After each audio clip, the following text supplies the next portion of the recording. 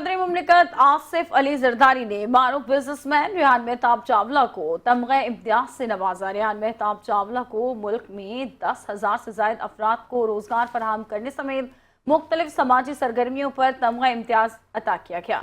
Chairman 5 news خالد آرائی نے doctor Rehan Mahtab Chawla کو مبارکباد پیش کرتے ہوئے نیک تمناؤں کا اظہار کیا ہے۔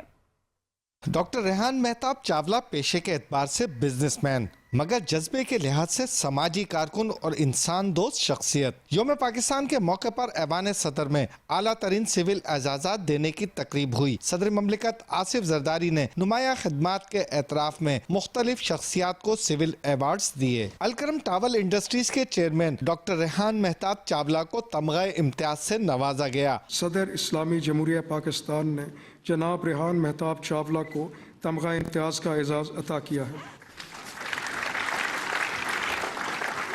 ریحان چاولہ نے اعزاز پر اللہ تعالیٰ کا شکر ادا کیا۔ انہوں نے کہا کہ یہ اعزاز صرف میری کوششوں کا اعتراف نہیں بلکہ خاندان، دوست اور ساتھیوں کی محبت کا ثبوت بھی ہے۔ تمغہ امتیاز ملنے پر چیئرمین 5 نیوز خالد آرائی نے ڈاکٹر ریحان مہتاب چاولہ کے لیے نیک خواہشات کا اظہار کرتے ہوئے مبارکباد دی۔ خالد آرائی نے اس امید کا اظہار کیا کہ ڈاکٹر ریحان ملک و قوم کی خدمت میں پیش رہیں گے اور فلاحی کاموں میں اپنے والد کے نقش قدم پر چلتے ہوئے خدمت انسانیت کی اعلیٰ مثال قائم کریں گے۔ ریحان مہتاب چاولہ نے 2022 میں پاکستان کے لیے $1.9 ملین سے زیادہ قیمتی زر مبادلہ حاصل کیا۔